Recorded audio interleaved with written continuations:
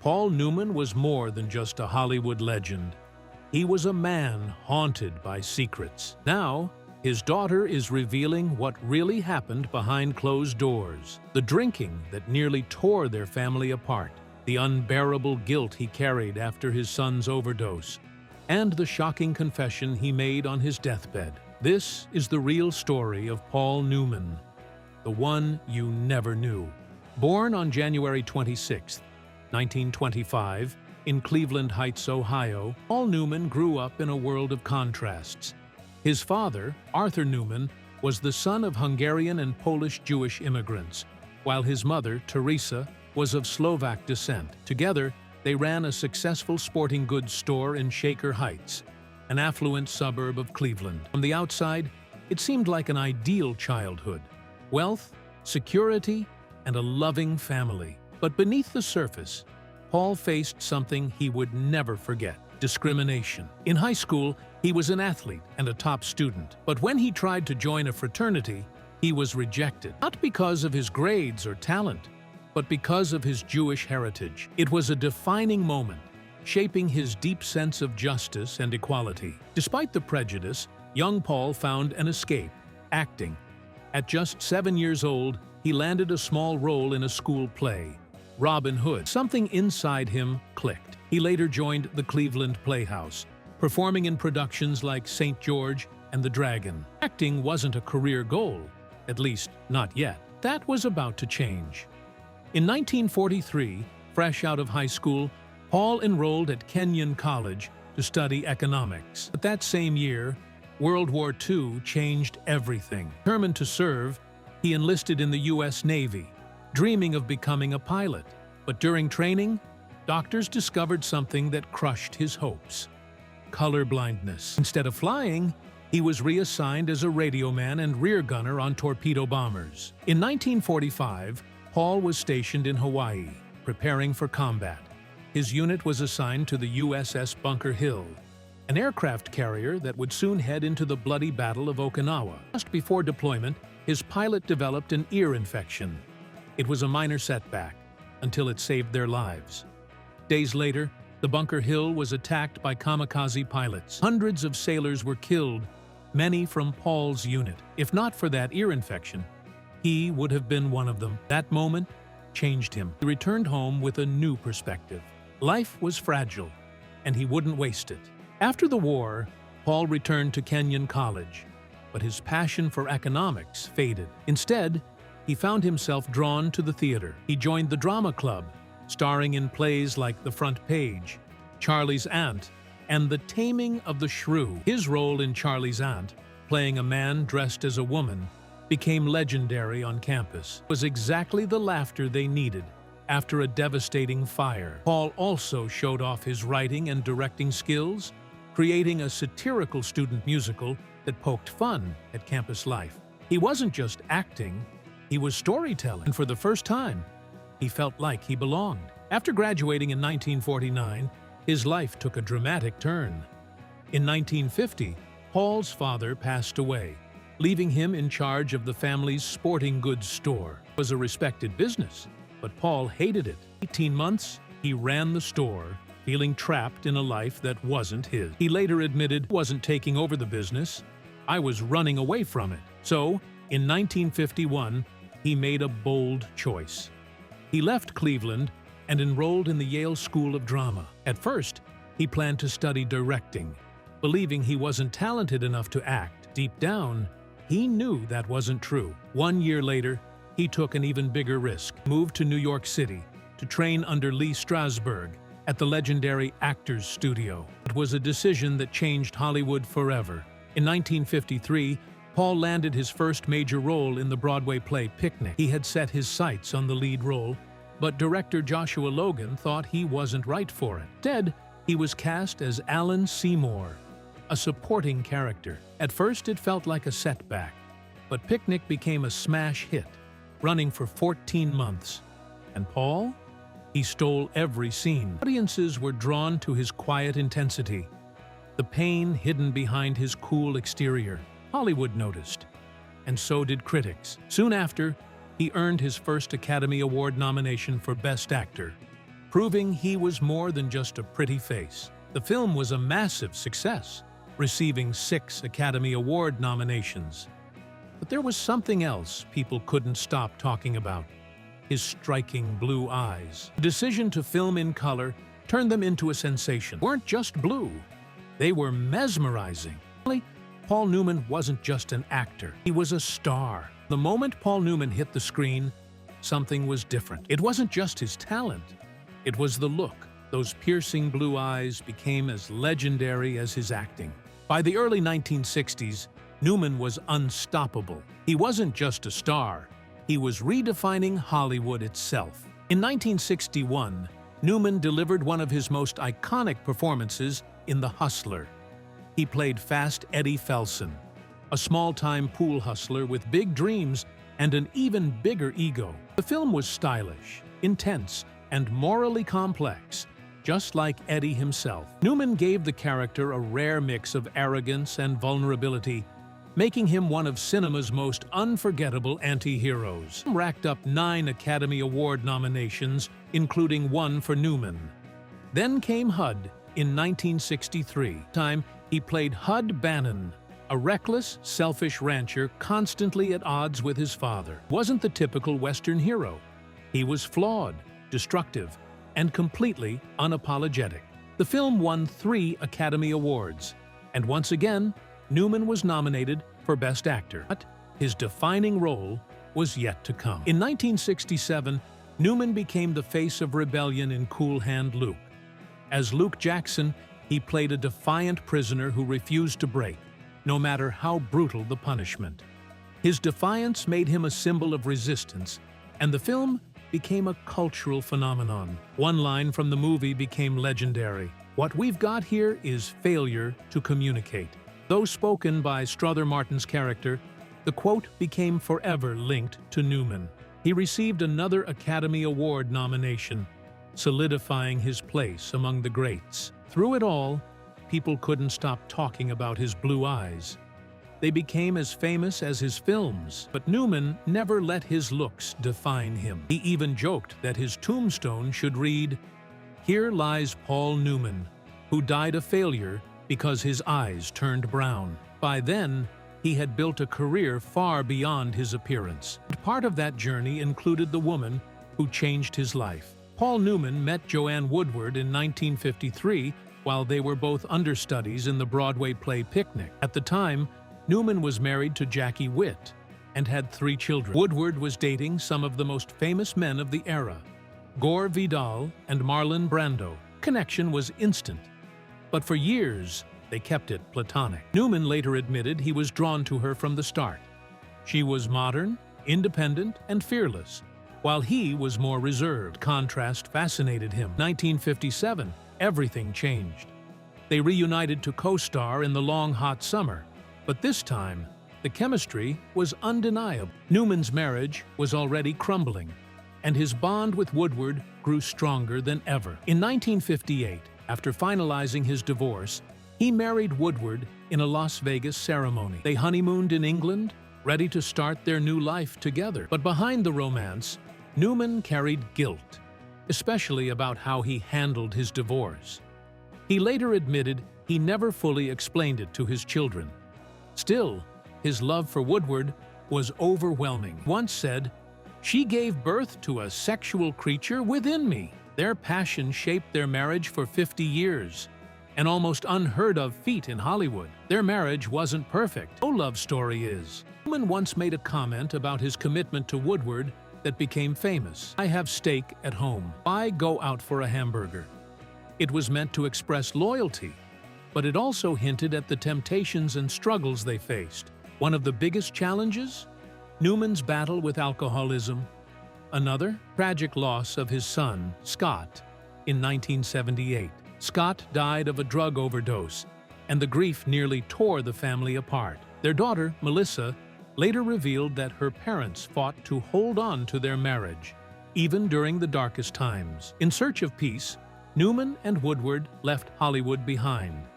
They moved to Connecticut, choosing a quiet life for their 3 daughters. Often credited Woodward for keeping him grounded. It wasn't just his wife. She was his anchor. Paul Newman and Joanne Woodward weren't just Hollywood's golden couple. They were partners in every sense. While they each had their own careers, they always lifted each other up. Balance became the foundation of their 50-year marriage. Their professional lives often overlapped. They worked together on 16 films, starting with The Long Hot Summer in 1958. Their on-screen chemistry was undeniable, but it was their real-life bond that made them iconic. Through success and heartbreak, they stood by each other. But Newman's journey wasn't just about love. It was about proving himself over and over again. Newman's career was filled with performances that left audiences speechless. In Absence of Malice, 1981, he played Gallagher, a man fighting against false media accusation. He brought a quiet intensity to the role, earning another Academy Award nomination. Then came the role that shook Hollywood. In 1982, Newman starred in The Verdict, playing Frank Galvin, a washed-up lawyer drowning in self-doubt and alcohol. It wasn't just another courtroom drama. It was a raw, gut-wrenching story of redemption. Galvin wasn't just fighting a legal battle. He was fighting for his soul. Newman made every moment of his struggle painfully real. The film earned 5 Academy Award nominations, including another nod for Best Actor. He didn't win. Again. By this point, Newman had been nominated 7 times, without a single victory. It seemed the Academy had made up its mind. In 1986, they gave him an honorary Oscar, almost as if they had accepted that he would never win. Then, fate had one more twist. Just 1 year later, in 1987, Newman finally won the Oscar he had waited a lifetime for. His winning role? Fast Eddie Felson in The Color of Money, 1986. It had been 25 years since he first played the character in The Hustler. This time, Eddie was older, wiser, but still chasing one last shot at greatness. Newman played opposite Tom Cruise, mentoring a cocky young pool player. But this wasn't just a story about mentorship. It was about pride, ambition, and the fear of being forgotten. His name was called at the Oscars. It wasn't just a victory for that role. It was a lifetime achievement finally recognized. Even as he aged, Newman never slowed down. In 1994, he delivered another masterclass in acting in Nobody's Fool. Playing Sully Sullivan, a cranky but lovable handyman, Newman made regret and resilience feel human. At 69 years old, he was still giving some of his best performances and earning yet another Oscar nomination. Then came his final live-action role. In Road to Perdition, 2002, Newman played John Rooney, an Irish mob boss caught between loyalty and fatherhood. His scenes with Tom Hanks were haunting. Every glance, every word carried the weight of decades of regret. At 77 years old, Newman earned his last Oscar nomination for Best Supporting Actor. It was a fitting farewell, a quiet, powerful goodbye from one of the greatest actors to ever grace the screen. Behind the accolades, behind the blue eyes that made him a legend, Paul Newman was haunted by demons few ever saw. Despite all his success, Paul Newman never truly believed he was talented. In his memoir, The Extraordinary Life of an Ordinary Man, he revealed a side of himself that even those closest to him never knew. Most of his life, Newman felt like an imposter, convinced that his looks had given him opportunities he didn't deserve. Even after starring in The Hustler, 1961, and Butch Cassidy and the Sundance Kid, 1969, he couldn't shake the feeling that he wasn't good enough.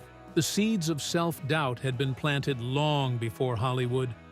His mother treated him like a trophy, valuing his appearance over his worth as a person. His father was an alcoholic, leaving wounds that never fully healed. And Newman himself? He fought his own battle with alcohol for decades.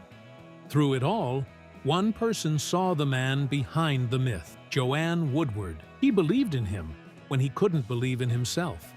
She encouraged him to embrace his reputation as a sex symbol, but even her love couldn't erase his deepest insecurities. Paul Newman wasn't just a movie star. He was a man who spent his entire life searching for meaning. Despite all the doubts, Despite all the struggles, he left behind a legacy that will never fade. Despite his fame, Paul Newman lived with a lingering question, one that haunted him for decades. Did people admire him for his talent or just for his face? In his memoir, he made it clear. He wanted to shatter the illusion. The perfect image the world had built around him wasn't real. Behind the charm, behind the striking blue eyes, was a man who carried regret, doubt, and deep wounds. And no wound ran deeper than the loss of his son. Newman had 6 children, but he admitted he was often impatient, inconsistent, and absent. He loved them, but success had pulled him away. Then, in 1978, his world collapsed. His son Scott, just 28 years old, died of a drug overdose. Newman was devastated. He blamed himself. He wondered if his own success had made life harder for his son, if the weight of being Paul Newman's child had been too much to bear. But instead of drowning in guilt, Newman turned his pain into purpose. He founded the Scott Newman Center, an organization dedicated to helping others fight substance abuse. He rarely spoke about his grief, but his actions said everything. Still, he never stopped wondering if he could have done more. Acting wasn't Newman's only passion. In his mid-40s, he discovered something that made him feel truly alive. Racing. And he wasn't just another Hollywood celebrity playing with fast cars. Newman trained, competed, and proved himself in one of the most demanding sports in the world. In 1979, at the age of 54, he entered the legendary 24 Hours of Le Mans, one of the toughest endurance races on the planet. The competition was brutal. The track was a battlefield, and torrential rain made conditions even worse. But Newman's team fought through it. They completed 299 laps, finishing second overall and first in their class. A remarkable achievement for someone who had started racing so late in life. Newman didn't just love driving. He understood how to build a winning team. In 1983, he co-founded Newman Haas Racing, which quickly became one of IndyCar's most dominant teams. Over the next 3 decades, they won 108 races and 8 championships, solidifying Newman's legacy in motorsports. He wasn't just a Hollywood star. He was a racer, a competitor, and a man who never stopped pushing forward. Even as his racing career soared, Newman never truly left acting. In 2006, he took on his final major role, voicing Doc Hudson in Pixar's Cars. The character, a retired race car with a legendary past, was a perfect reflection of Newman himself. The 1951 Hudson Hornet that inspired Doc had once dominated NASCAR, just as Newman had left his mark on both Hollywood and the racetrack. He loved working on cars, not just for the racing connection, but because of Pixar's deep, heartfelt storytelling. It was the perfect way to say goodbye. By 2007, Newman retired from acting. His health was fading.